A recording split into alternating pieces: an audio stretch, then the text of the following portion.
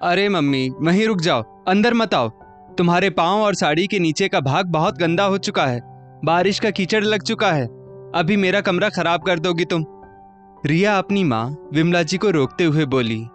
विमला जी, जो कि अपनी बेटी के मायके आने की खुशी में बारिश में भी भाग भाग कर आम लेने बाजार गई हुई थी, क्योंकि रिया को आम बहुत पसंद थे। रिया का ऐसा रवैया देखकर 2 मिनट को वो वहीं रुक गई और बहू नताशा को देखने लगी।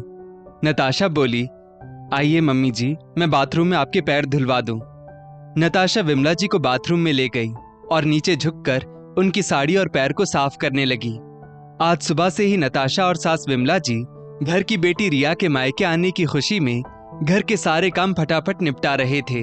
नताशा ने सुबह जल्दी उठकर झाड़ू पोछा और घर साफ कर दिया था और रिया का कमरा भी चमका दिया था, ताकि रिया कुछ दिन आराम से रह पाए और उसे ऐसा बिल्कुल ना लगे कि उसके ससुराल जाने के बाद उसके कमरे में कोई बदलाव आया है।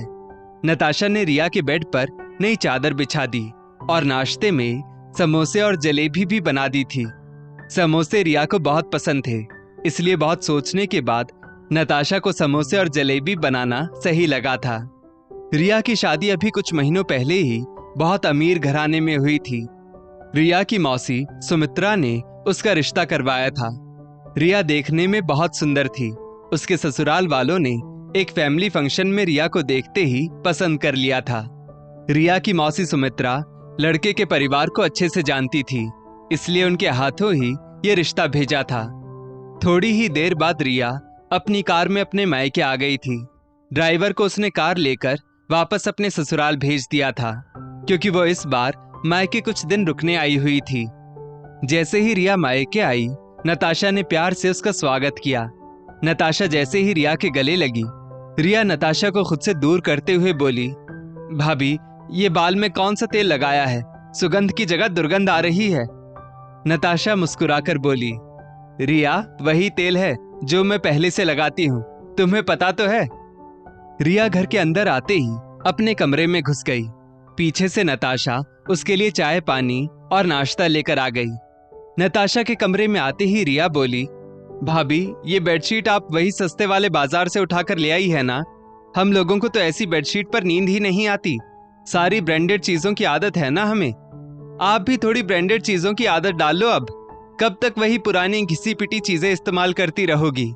मेरे ससुराल में तो ब्रांडेड चीजें भी सिर्फ 6 महीने तक इस्तेमाल करते हैं और फिर फेंक देते हैं।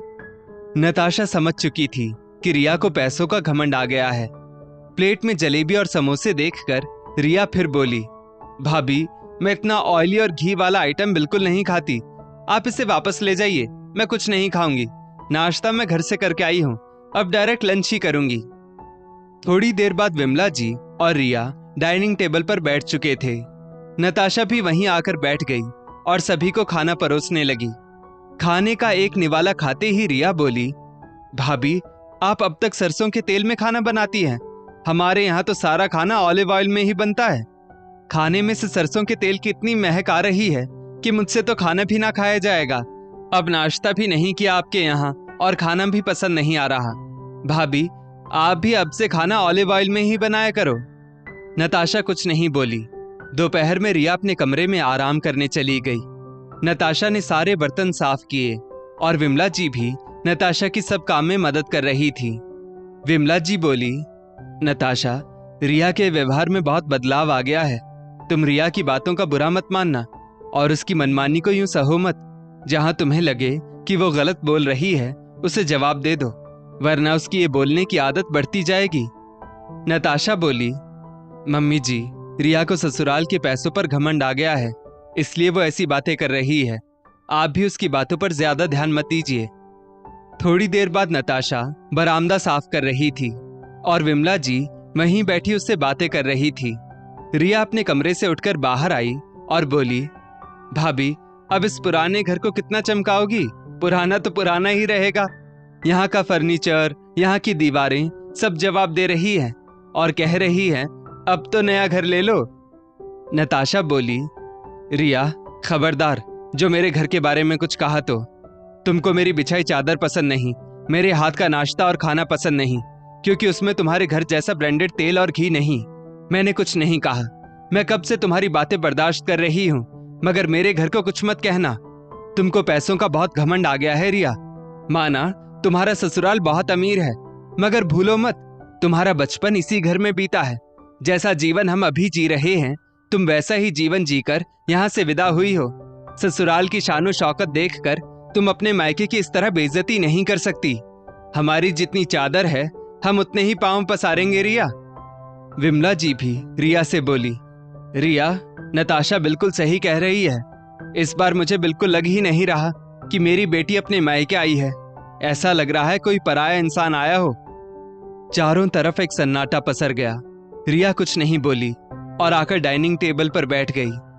थोड़ी देर बाद नताशा ने डाइनिंग टेबल पर उसे चाय लाकर पकड़ा दी और खुद अंदर रसोई में काम करने चली गई। शाम को नताशा रिया से बोली, रिया, तुम्हारे लिए बाहर से खाना ऑर्डर कर दिया है, थोड़ी देर में आ जाएगा। रिया ने रसोई में आकर देखा तो नताशा घर के बाकी सभी लोगों के लिए घर पर ही खाना बना रही थी। सिर्फ रिया के लिए बाहर से खाना ऑर्डर किया गया था। रिया बोली, लाइए भाभी, मैं आपकी खाना बनाने में कुछ मदद कर दूं। नताशा बोली, रिया तुम बाहर बैठो, मैं बना लूंगी। रिया भाभी का हाथ पकड़कर बोली, भाभी मुझे माफ कर दो।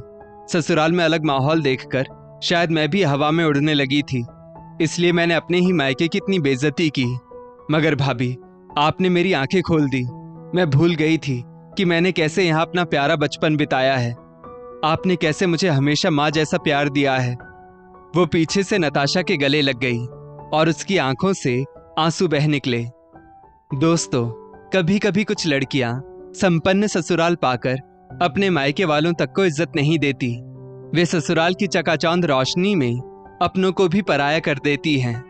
यहाँ तो रिया को समय रहते अक्ल आ गई, मगर आज भी ऐसी कई लड़कियां हैं जो अपने मायके वालों की सिर्फ इसलिए इज्जत नहीं करती क्योंकि वे लोग उनके जितने संपन्न नहीं हैं। इस स्टोरी को लेकर आपकी क्या राय है, नीचे कमेंट करके जरूर बताइएगा। और ऐसी ही और भी बेहतरीन वीडियोस के लिए हमारा पेज जरूर फॉलो करें। धन्यवाद।